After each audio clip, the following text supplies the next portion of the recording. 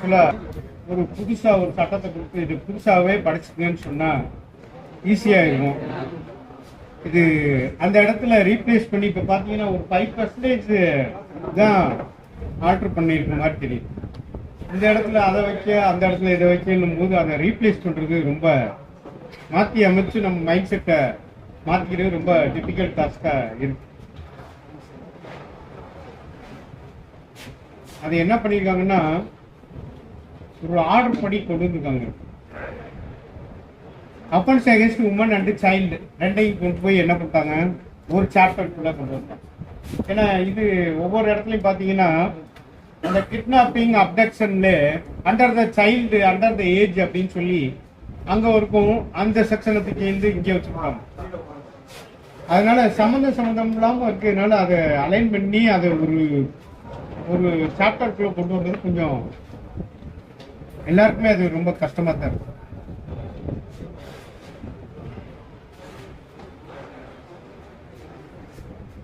சரி, அப்படி சொல்லும்போது செக்ஷன் 82ல ஆஃப் ஐபிசி இது சொல்லும்போது வர்றதை சொல்லிடு டோலி இன்கம்பேக்ஸ் அப்படின்னு சொல்லுவாங்க. என்னது அது டோலி இன்கம்பேக்ஸ்?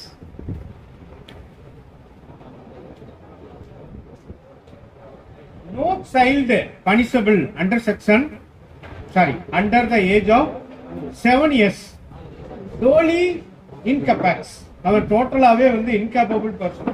எதையுமே அவனுக்கு அகேன்ஸ்டா அவன் இந்த 7 years கீழே ஒருத்தன் தவறு செஞ்சான்னா அவனை வந்து என்ன பண்ணுவான், அதை வந்து டோலி இன்கம்பேக்ஸ் அப்படின்னு சொல்லுவாங்க.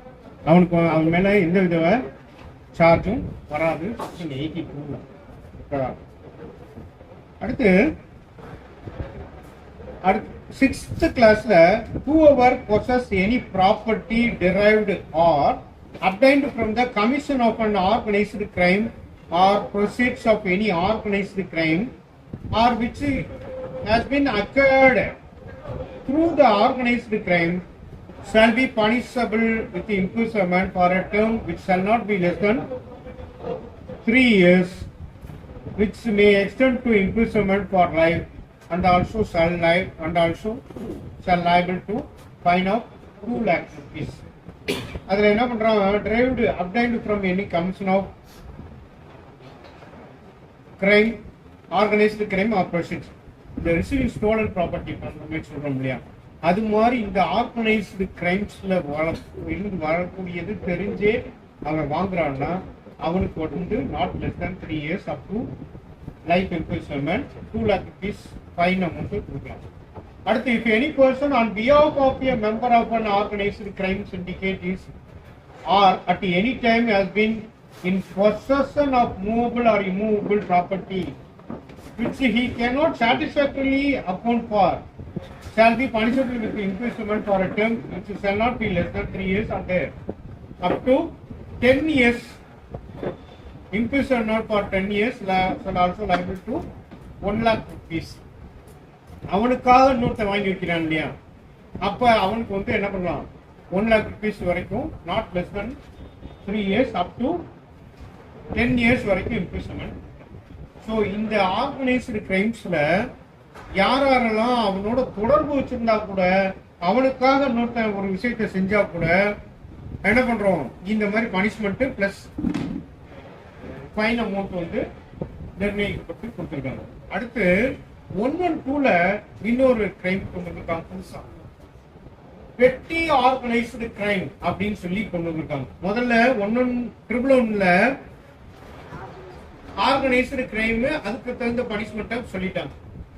112ல பெட்டி ஆர்கனைஸ்டு கிரைம், அதுல வந்து பெட்டி கேசஸ் நம்ம சொல்றோம் இல்லையா, அது மாதிரி பெட்டி ஆர்கனைஸ்டு கிரைம். இது எதை பொறுத்தது அப்படின்னு கேட்டா, being a member of a group or gang either singly or jointly commit any act of theft, snatching. இதை சொல்லும் போது செயின் ஸ்நாச்சிங் அப்படின்றது, நம்ம ஸ்நாச்சிங்னாலே செயின் ஸ்நாச்சிங் தான், ஸ்நாச்சிங் கொடுத்துருக்காங்க, நம்ம ஸ்நாச்சிங்னாலே செயின் ஸ்நாச்சிங் தான் வரும். 304ல ஸ்நாட்ச் பண்ணா செயினை, இதுக்கு முன்னாடி அது கிடையாது. இப்ப அதை கொண்டு வந்துட்டாங்க. செயின் ஸ்நாச்சிங் பண்ணும்போது 304ல அவருக்கு 3 years வரைக்கும் இம்ப்ரிசன்மெண்ட் பிளஸ் ஆல்சோ ஃபைன் அமௌண்ட்ன்றத இன்ட்ரோடியூஸ் பண்ணிருக்காங்க 304 பிஎன்எஸ். சரியா? அடுத்து இதுல என்ன சொல்றாங்கன்னா, theft, snatching, cheating, unauthorized selling of ticket, unauthorized betting or gambling. Bet பண்றது, பெட் அடிக்கிறது அன்ஆத்தரைஸ்டா பண்றாங்க இல்லையா? இப்ப நம்ம அந்த மேட்ச் எல்லாம் போடுறாங்க இல்லையா, மேட்சுக்கு பெட் கட்டுறாங்க வெளியில இருக்கு, கேம்பிளிங் பண்றாங்க, selling of public examination question paper. இப்ப பாத்தீங்கன்னா இப்ப கூட ரீசெண்டா என்ன ஆகுது, எந்தெந்த பேப்பர்லாம் வெளியில வந்து கொஸ்டின் பேப்பர், எந்தெந்த பேப்பர் வந்துச்சு, நீட் பேப்பரே வெளியில வந்துச்சு இல்லையா? அப்ப selling of examination question paper வந்தாலும் ஆனா அது பெட்டி ஆர்கனைசேஷன் கிரைம்குள்ள வச்சுட்டாங்க. அதுல மெம்பரா இருந்தாலே or any other similar criminal act is set to commit பெட்டி ஆர்கனைசேஷன் கிரைம். இது மாதிரி இருக்கக்கூடிய சிமிலர் ஆக்ட். ஒருத்தர் அர்ஷத் மெத்தான் இருந்தார் இல்லையா, அவர் யாரு, ஷேர் மார்க்கெட்ல கோடி கணக்குல ஊழல் பண்ணாங்க. அவர் டைரக்டா பனிஷ் பண்ண முடியல இல்லையா எந்த ஆக்டிங் கீழ, ஏன்னா அவர் பண்ண குற்றம் அந்த மாதிரி தன்மை. சரியா? அப்ப இங்க இந்த மாதிரி ஆக்ட்ல என்ன பண்றாங்கன்னா, any other similar criminal act அப்படின்னு சொல்லிட்டாங்க. இந்த மாதிரியான அஃபென்ஸ் அப்படின்னு சொல்லும் போது, ஏன்னா எல்லாரும் ஹைடெக்கா போய்கிட்டு இருக்கோம், கிரிமினல்ஸ் அதை விட ஹைடெக்கா போறான். சைபர் கிரைம்ல நம்ம ஒரு போலீஸ் போறதை விட நான் கேள்விப்பட்ட வரைக்கும் அக்யூஸ்ட் வந்து அவ்வளவு ஃபாஸ்டா போயிட்டு இருக்காங்க. ஏன்னா இவங்க ஒரு லெவலுக்கு தான் போக முடியுமா, அவன் வந்து சைபர் கிரைம்ல பண்றக்கூடிய அக்யூஸ்ட் வந்து அடுத்த லெவலுக்கு போயிடுறான். அந்த அளவுக்கு பண்ணிட்டு இருக்காங்க. ஸோ தட் அக்யூஸ்ட், அதாவது போலீஸ் பர்சனல் போறதை விட கிரைம் சைபர் கிரைம் போற ரேட் வந்து காஸ்ட் வந்து அதிகமா இருக்கு. அது மாதிரி இங்க என்ன சொல்றாங்கன்னா, other similar criminal act is set to commit பெட்டி ஆர்கனைஸ்டு கிரைம். இதுல வராத சில விஷயங்களையும் இது மாதிரி இருக்கக்கூடிய விஷயங்களும் பெட்டி ஆர்கனைஸ்டு கிரைம்ஸ் கொண்டு வந்துறாங்க. அதுல எக்ஸ்பிளனேஷன் பாத்தீங்கன்னா, for the purpose of the subsection theft includes tricked theft. Trick பண்ணி theft பண்றாங்க இல்லையா, இதுக்குள்ள டெஃபினிஷன் இல்ல. ஆக்சுவலா லால சில விஷயங்களுக்கு டெஃபினிஷன் இருக்காது. இப்ப குரூவல்டிக்கு டெஃபினிஷன் கொடுத்துருக்காங்க. இப்ப cruelty 304B-ல woman subject to cruelty of husband or relative of the husband. ஆனா குரூவல்டின்றது என்னன்னு கொடுக்கல, ஆனா இப்ப கொடுத்துருக்காங்க. குரூவல்டினா என்ன அப்படின்னு definition. theft from vehicle, dwelling house or business premises, cargo theft, pickpocketing, theft through card skimming, shoplifting and theft of automated teller machine, ATM machine சொல்றோம் இல்லையா. இதுல எல்லாம் ஏன்னா இதெல்லாம் வந்து நம்ம ஆக்சுவலா என்ன சொல்றோம், theft-ன்னு வரும்போது without the knowledge or consent of the person taking the property, move the property அப்படின்னு சொல்றோம். அப்ப இங்க ஏடிஎம் கார்டு அப்படின்னு ஏடிஎம் மிஷின் சொல்றாங்க, மிஷினே தூக்கிட்டு போயிடுறாங்க. சரியா? இப்ப அதுவும் என்ன ஆகுது, பெட்டி ஆர்கனைஸ்டு கிரைம்ஸ் அப்படின்னு சொல்றாங்க. அதுல whoever commits any petty organized crime shall be punished with imprisonment shall not be less than 1 year but which may extend to 7 years and shall also be liable to fine அப்படின்னு சொல்லிட்டாங்க. அந்த fine amount இது magistrate போட்டு cognisance எடுத்து நடத்துறதுனால up to 50,000 rupees வரைக்கும் fine கொடுத்துட முடியும். இது வந்து organised கிரைம்ஸ்ல theft, snatching, cheating, unauthorized selling of tickets, unauthorized betting or gambling, selling of public examination question paper or any other similar criminal act is committed is a petty organized crimes. இதுக்கு வந்து என்ன சொல்லிட்டாங்க, explanation ஒன்று கொடுத்துருக்கு. Not less than 1 year which may extend to 7 years and also fine வரைக்கும் கொடுத்துருக்காங்க. அடுத்து 113 terrorist ஆக்ட்னு ஒன்று கொண்டு வந்துட்டாங்க. 113 டெரரிஸ்ட் ஆக்ட். இது ஆக்சுவலா ஏற்கனவே படிச்சிருக்கீங்களா இல்ல நியூவா தெரியுதா? இந்த புக்கு ஏற்கனவே பார்த்துருக்கீங்களா? படிச்சிருக்கீங்களா? Terrorist act. இந்த பாம்பெல்லாம் வச்சுட்டாங்க. கோயம்புத்தூர் பாம்பு பிளாஸ்ட் கேஸ் பார்த்தீங்களா? Coimbatore bomb blast case, Taj hotel case, சிவகங்கையில் ஒரு பாம்பு பிளாஸ்ட் கேஸ், இதெல்லாம் எவ்வளவு நாள் கழிச்சு கன்விக்ஷன் அக்யூட்டல் ரெண்டையும் சொல்லுவோம் ஆச்சுன்னு தெரியுமா? ஆக்சுவலா கேஸ் லாவோட நம்ம டிராவல் பண்ணுவோம். Case லாவோட Coimbatore bomb blast case கேள்விப்பட்டீங்களா? தீபாவளி நடந்தது, தீபாவளி அன்னைக்கு. அது எத்தனை தடவை எந்தெந்த கோர்ட்டுக்கு மாறுச்சுன்னு தெரியுமா? அதே மாதிரி சிவகங்கையில ஒரு பாம்பு பிளாஸ்ட் கேஸ் நடந்துச்சு. அது எத்தனை தடவை எங்கெங்க மாறுச்சுன்னு தெரியுமா? ஆமா. அது ஏன் இதை சொல்றேன் அப்படின்னா 15 வருஷம் 20 வருஷம் நடந்தது கேஸ் ட்ரையல் பாம்பு பிளாஸ்ட். அதுக்கு தனியா ஒரு கோர்ட்டு தனியா சென்னையில தான் வச்சிருக்காங்க. அது வந்து என்ன ஆகுதுன்னா தெரியாம ட்ரையல் சம்டைம்ஸ் நடத்திடுறாங்க. அப்புறம் திருப்பி அங்க என்ன ஆகுது, ஃபார்வர்ட் ஆகுது, திருப்பி அங்க வருது. ஸோ அந்த மாதிரி ஒரு ப்ராக்டிக்கல் டிஃபிகல்டிஸ். இந்த டெரரிஸ்ட் அட்டாக்ல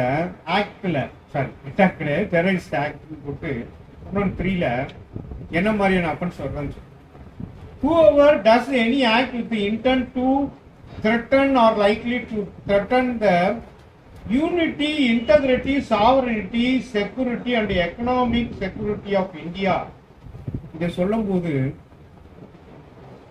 124A செடிஷன் அதை மாத்தி இந்த வார்த்தையில கொடுத்துருக்காங்க. Unity, integrity, sovereignty, security and இந்த விஷயங்களை பாதகம் விளைவிச்சால் அவங்கள வந்து பனிஷ் பண்ணப்படணும் அப்படின்னு சொல்லி அந்த செடிஷனுக்கு பிரகாரம் தேச துரோகம்ன்றதை எடுத்துட்டு இதை தனியா அங்க என்ன பண்றாங்கன்னா ரீப்ளேஸ் பண்றாங்க. சரியா? அது என்ன செக்ஷன் நான் சொல்றேன்.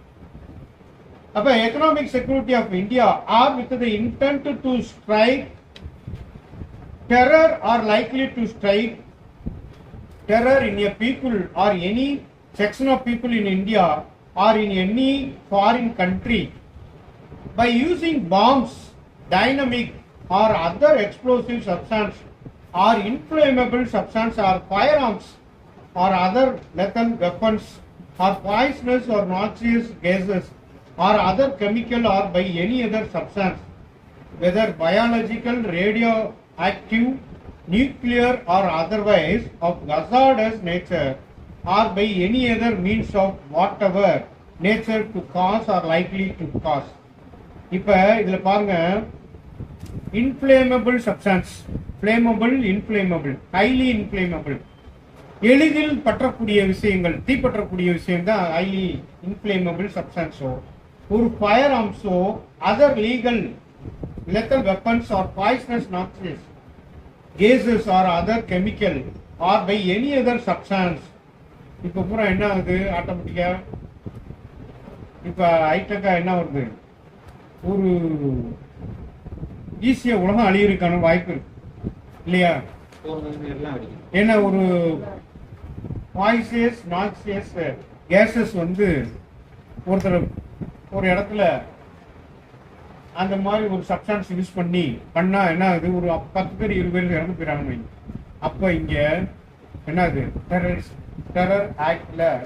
ஆக்ட்ல வந்து அதுதான் இங்க any other substance biological, radioactive, nuclear otherwise or hazardous nature or by any other means of whatever nature to cause or likely to cause death, injury or any person or persons, loss of damage or destruction of property, disruption of supplies or services essentials to the life of the community in India or in foreign country, damage to the monetary stability of India by way of production, smuggling or circulation of counterfeit Indian paper currency, coin or of any other material. Damage or destruction of any property in India in foreign country used intended to be used for the defense of India, connection with any other purpose of government of India, state government or in their agencies. ஒரு டிஃபென்ஸ்க்காக வச்சிருக்கிறது, ஒரு அதை வந்து ஒரு property இந்தியாவில் வச்சிருக்கிறது, அதை destruction பண்றது, இது எல்லாமே அதில் வருது.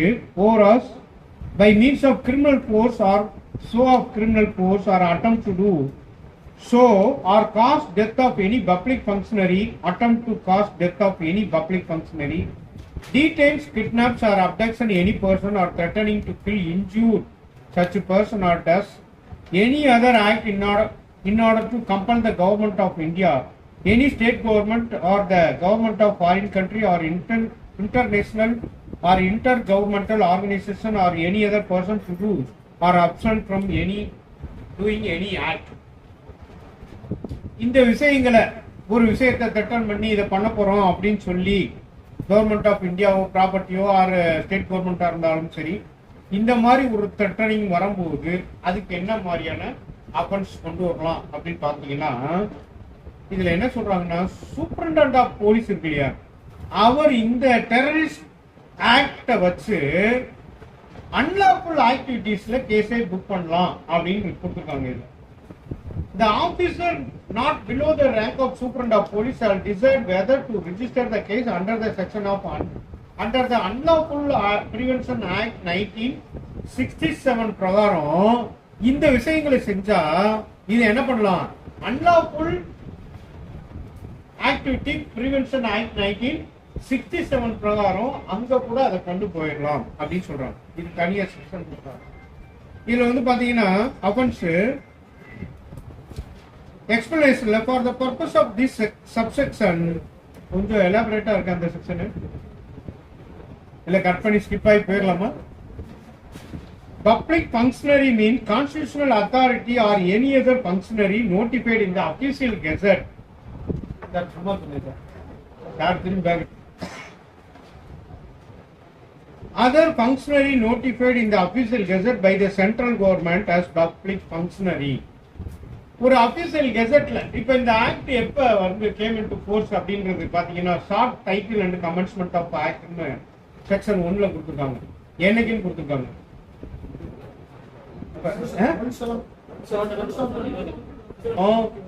நம்ம நடைமுறைக்கு வந்த நாள்னு நமக்கு தெரியுது. ஆனா short notes and commencement of the ஆக்ட்ல இருக்கான்னு கேட்டீங்கன்னா, அதுல என்ன கொடுத்துருக்காங்க,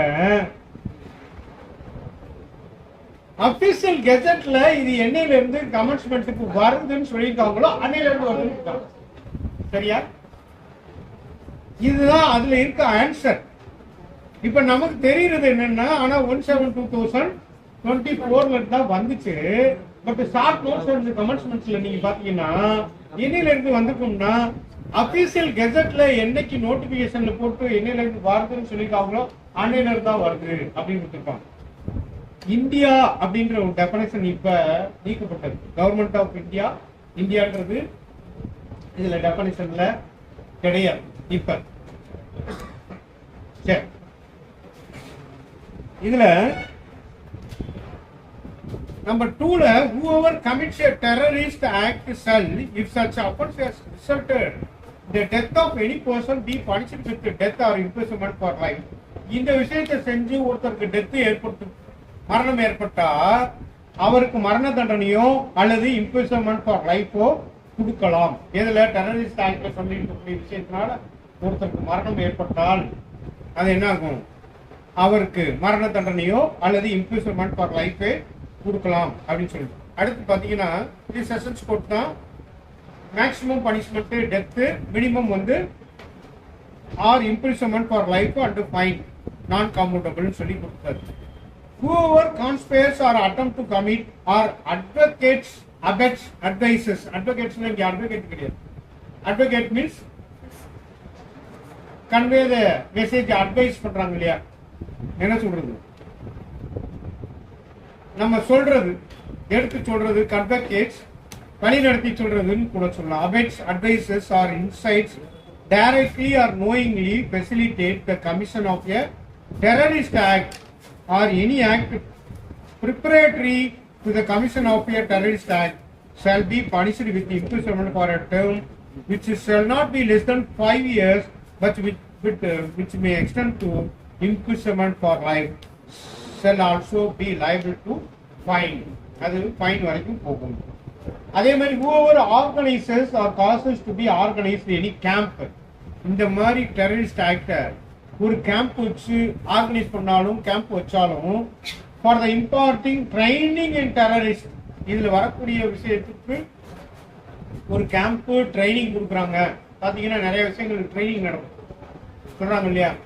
கொடைக்கானல்ல யார சொல்றாங்க, கொஞ்ச நாளைக்கு முன்னாடி எந்த டெரரிஸ்டுக்கு ட்ரைனிங் நடந்துச்சு சொல்றாங்க இல்லையா, நீங்க பேப்பர்லாம் படிக்கிறீங்க இல்லையா. The commission of a terrorist act shall be punished with imprisonment for a term which shall not be less than 5 years, but which may extend to imprisonment for life, and also shall liable to fine. அடுத்து யாராவது மெம்பரா இருக்காங்க அந்த ஆர்கனைசேஷன்ல அப்படின்னு சொன்னா அவங்க அந்த terrorist ஆக்ட்ல involve ஆயிருக்காங்கன்னா அவங்களுக்கு என்ன பண்றாங்கன்னா extend to imprisonment for life and also life to fine. மெம்பரா இருக்காங்க, அது அவருக்கு ஹெல்ப் பண்றாங்க, இன்வால்மெண்டா இருக்காங்க அப்படின்னா. அடுத்து whoever voluntarily harbors or conceals or attempt to harbor, conceals any person knowing that such a person has committed a terrorist act shall be punished with not less than 3 years. இதுக்கு வந்து harbour பண்ணாலும் சரி, கன்சீல் பண்ணாலும் சரி, attempt to harbor, conceal any person knowing that such a person has committed a terrorist act shall be punished with imprisonment for a term which shall not be less than 3 years, which may extend to imprisonment for life and also fine. இதுலயும் யாரும் வரமாட்டாங்கன்னா wifi ஹார்பராவோ concealment பண்ணதாவோ ஸ்பௌஸை கொண்டு வந்து இதுல அஃபென்ஸுக்கு கொண்டு வர மாட்டாங்க அப்படின்றது. அதே மாதிரி அடுத்து 7th கிளாஸ்ல whoever knowingly possess any property derived or obtained from commission of any terrorist act or acquired through the commission of any terrorist act shall be punished with imprisonment for a term which may extend to imprisonment for life, shall also liable to fine. நம்ம விஜய் படம் வந்துச்சு இல்லையா, இப்போ வந்தது அவர் வீட்டில தான் என்ன இருந்ததா சொல்றாங்க, அதை வச்சிருந்தாங்க அப்படின்னு சொல்லிதான் ஆக்சுவலா அவரு வித்தவுட் ஹிஸ் நாலேஜ் அப்படின்றதான் கேள்விப்படுறோம். அவர் என்ன பண்ற, அதான் knowingly possess any property derived or obtained from the commission of any terrorist. அதெல்லாம் ஞாபகம் வச்சு தான் எழுதியிருப்பாங்களோ தெரியல. அது 10 வருஷத்துக்கு முன்னாடி நடந்த விஷயம். தான் இது வந்திருக்கும். அவர் அந்த மாதிரி தான், அவர் நாலேஜ் இல்லாம தான் இருந்திருக்கதா சொல்றாங்க அவர் வீட்டுல துப்பாக்கி. அதனாலதான் அவர் 5 இயர்ஸ், எத்தனை வருஷம், 5 இயர்ஸ் இம்ப்ரிசன்மெண்ட் கொடுத்தாங்க. இந்த செக்ஷன் வந்திருக்கு. அது கீழே தான் எக்ஸ்பிளேஷன்ல என்ன சொல்றாங்கன்னா, அன்லாஃபுல் ஆக்டிவிட்டிஸ் பிரிவென்ஷன் ஆக்ட்ல 1967ல எஸ்பி நினைச்சா அதுக்கு மாத்திக்கணும், இதுல இருந்து அதுக்கு கன்வெர்ட் பண்ணிக்கலாம். சரி, இது வந்து புதுசாக இன்ட்ரோடியூஸ்.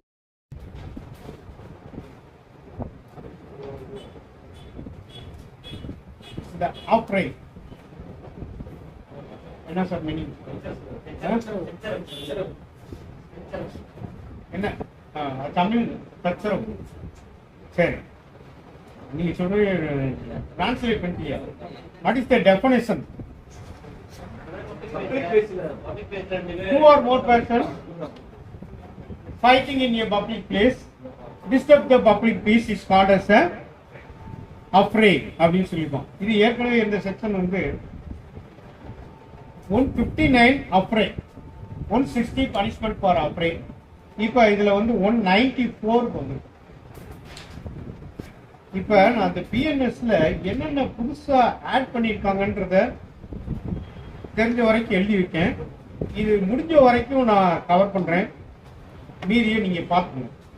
சரியா? ரைட். இப்ப பிஎன்எஸ்ல செக்ஷன் 69, அதான் இப்ப நான் சொன்னேன் ஃபால்ஸ் ப்ராமிஸ் அப்படின்றது. அடுத்து செக்ஷன் 111 ஆர்கனைஸ்டு கிரைம்ஸ். அடுத்து செக்ஷன் 112 பெட்டி ஆர்கனைஸ்டு கிரைம்ஸ். அடுத்து செக்ஷன் 113 டெரரிஸ்ட் ஆக்ட். அடுத்து செக்ஷன் 143 டிராபிகிங் ஆஃப் பர்சன். இதுல சில மாற்றங்களை கொண்டு வந்திருக்காங்க. ஏபிசிடின்னு போட்டு 1 2 3 போட்டு ஆக்சுவலா 2013க்கு முன்னாடி buying and selling of a person இருந்தது தான் டிராபிகிங் பர்சன் மாத்திருக்காங்க ஏற்கனவே.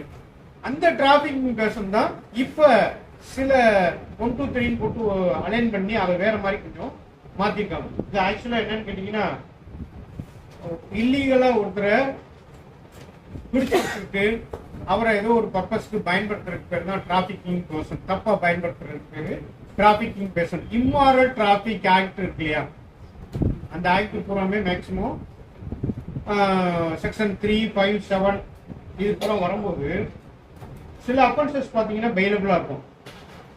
அது triable by the magistrate court. அதனால என்ன பண்ணுவாங்கன்னா இந்த 370 சேர்த்துவாங்க. இந்த 370 என்னன்னு கேட்டீங்கன்னா triable by the sessions court. Immoral traffic இல்லையா, அதுக்கு வந்து இந்த 370 triable by the sessions court அப்படின்னா அதை ஆட் பண்ணிடுவாங்க. இந்த 370 சேர்த்தா இம்மாரல் டிராபிக் ஆக்ட்ல பாத்தீங்கன்னா சாதாரண போற வகுப்புல கேஸ் போட்டு விட்டுருவாங்க. செக்ஷன் 3, 5, 7ல ஆக்சுவலா யார் முதல் குற்றவாளினா, யார் அந்த மாதிரி வீடு வச்சிருக்காங்களோ, வெசலோ, பில்டிங்கோ, ஹவுஸோ, அவங்க வச்சிருக்கவங்க மேலதான் பனிஷ்மெண்ட் பூரா மேக்சிமம் இம்மாரல் டிராபிக்ல வரும். இதுல அவங்கள பிடிச்சு வச்சிருக்கவங்க அந்த விஷயத்துக்காக பயன்படுத்துறவங்கள 370ல வரும். இந்த 370 அட்ராக்ட் ஆகணும்னா விக்டிம் தனியா ஒரு ஸ்டேட்மெண்ட் கொடுக்கணும். ஒருத்தர் விக்டிமா வச்சு அந்த விக்டிம் ஒரு ஸ்டேட்மெண்ட் இருக்கணும். அந்த விக்டிமை வச்சுதான் ஸ்டேட்மெண்ட்டை வச்சுதான் என்ன பண்ணணும், இந்த 370 அட்ராக்ட் ஆகும். அந்த டிராபிகிங் பர்சன் சில மாற்றங்களை கொண்டு வந்திருக்காங்க. அதே மாதிரி 137ல கிட்னாப்பிங்ல மைனர் எடுத்துட்டு சைல்டு கொடுத்துருக்காங்க. அதே மாதிரி 138ல மெய்மிங் ஏ சைல்டு மைனர் எடுத்துட்டு இங்க என்ன பண்றாங்க, சைல்டு கொண்டு வந்திருக்காங்க. அடுத்து 141 செக்ஷன்ல importation of girl or boy from foreign country. இதுக்கு முன்னாடி என்ன இருந்துச்சுன்னா கேர்ள் மட்டும் இருந்துச்சு, இப்போ பாய் அடிஷனலா சேர்த்துருக்காங்க. அதே மாதிரி 152ல அதுதான் act endangering sovereignty, unity and integrity of India.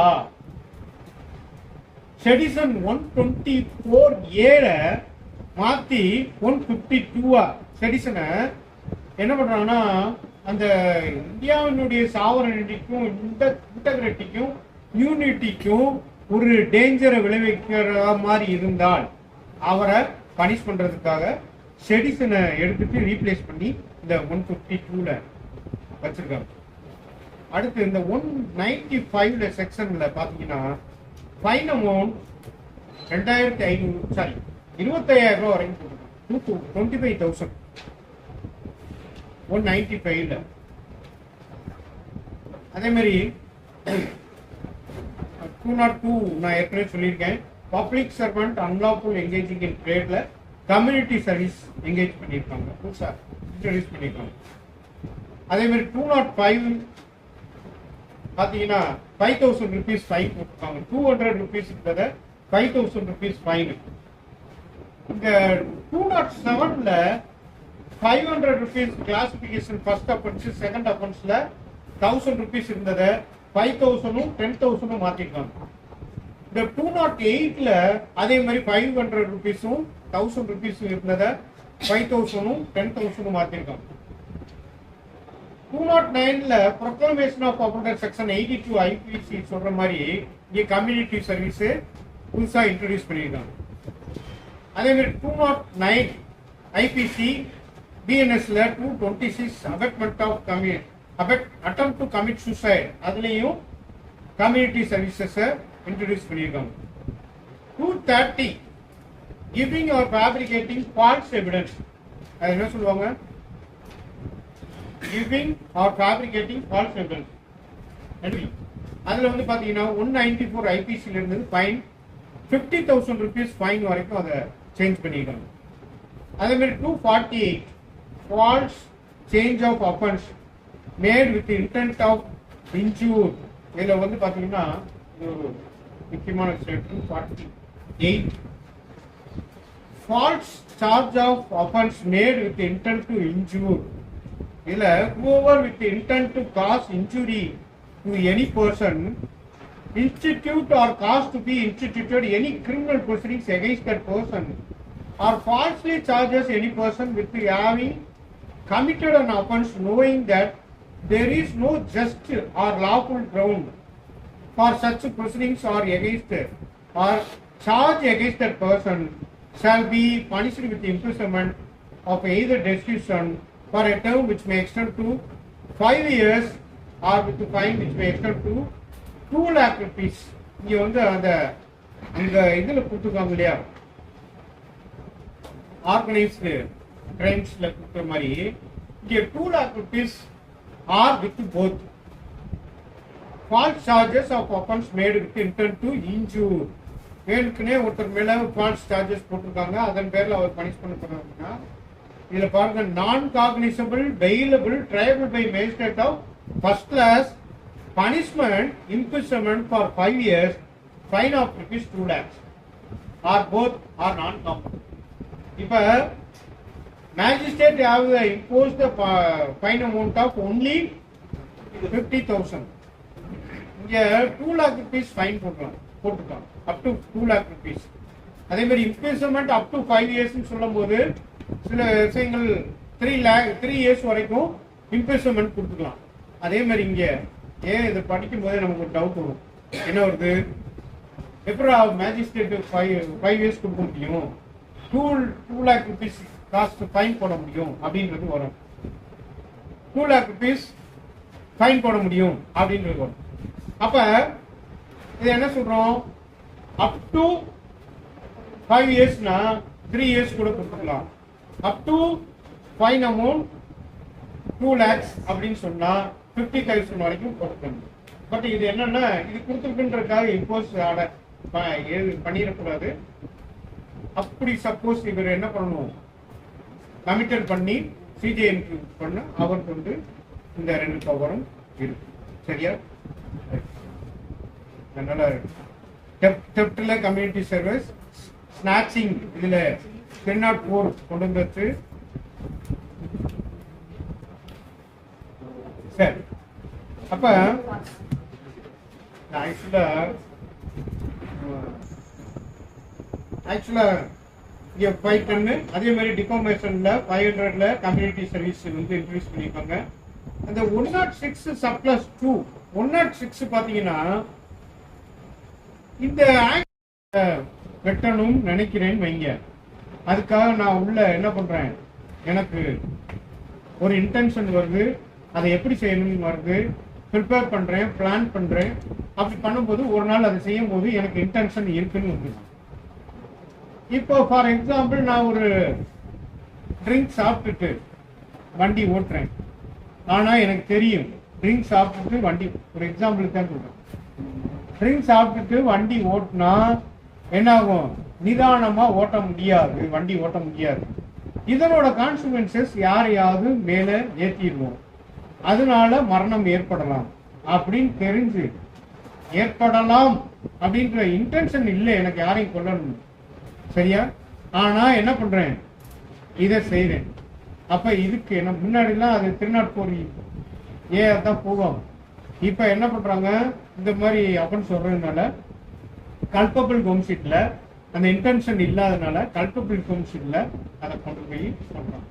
அதே மாதிரி ஒருத்தர் என்னன்னு குறிச்சு சடன் ப்ரொவகேஷன்ல ஒரு விஷயத்தை செஞ்சுட்டார், அதனால அவருக்கு தெரியாது, இவர் தள்ளி விடுறதுனால அவர் மண்டை கல்லுல போய் இடிச்சு மரணம் ஏற்பட்டிருக்கு. ஆனா அவருக்கு என்ன இல்லை, அவர் கொல்லணுன்ற இன்டென்ஷன் இல்லை, அதனால ஆனா மரணம் ஏற்பட்டிருக்கு. மரணம் இல்லா கொலை இல்லாத மரணம் ஏற்பட்டிருக்கு அப்படின்னும் போது அங்கே வந்து கல்பப்ளிக் உண்டு. சரியா? இது வந்து இவ்வளவுதான் டெஃபினேஷன். இது நீங்க ரொம்ப இன்டெப்தா நீங்க போனீங்கன்னா புரியவே புரியாது. சரியா? மேலோட்டமா பாத்தீங்கன்னா தான் இதனோட நீங்க அது எல்லாத்துலயுமே மாடல்ல இங்க 86ல என்ன பண்றாங்க, cruelty defined. For the purpose of section 85, cruelty means any willful conduct which is of such nature as is likely to drive the woman to commit suicide or cause grave injury or danger to life, limb or health, whether mental or physical of a woman. அவங்கள என்ன பண்றது, ஒரு suicide பண்றது மாதிரி அவங்கள என்ன பண்றது, வழிநடத்தி சென்றாலே அதுக்கு பேர் தான் cruelty அப்படின்றது. Harassment of women, where such harassment is with a view to coercing her or any person related to her to meet any unlawful demand for any property, valuable security or is of account of failure by her or any person related to her to meet such demand. Dowry demand கேட்கலாம் இல்லையா? இங்கே cruelty-ல 2 விஷயத்தை கொண்டு வந்துட்டாங்க. அவங்கள suicide பண்ற அளவுக்கோ கொடுற அளவுக்கோ வழி எடுத்து சொல்ற மாதிரி உண்டு. இன்னொன்னு அதை வாங்கிட்டு வா இது வாங்கிட்டு வான்னு டிமாண்ட் பண்ணா அங்க கொண்டு அந்த 2 விஷயத்தையும் கொண்டு வந்துட்டாங்க. டவுரி இது வரைக்கும் போதும் நினைக்கிறேன். என்னாலையும் முடியல. என்னால முடிஞ்ச அளவுக்கும் ட்ரை பண்ணி இந்த ஆப்டை உங்கள்கிட்ட சேர்த்துருங்க. இது இவ்வளவு நேரம் அமைதியா இருந்து பொறுமையா கவனிச்சதுக்கு மிக்க நன்றி.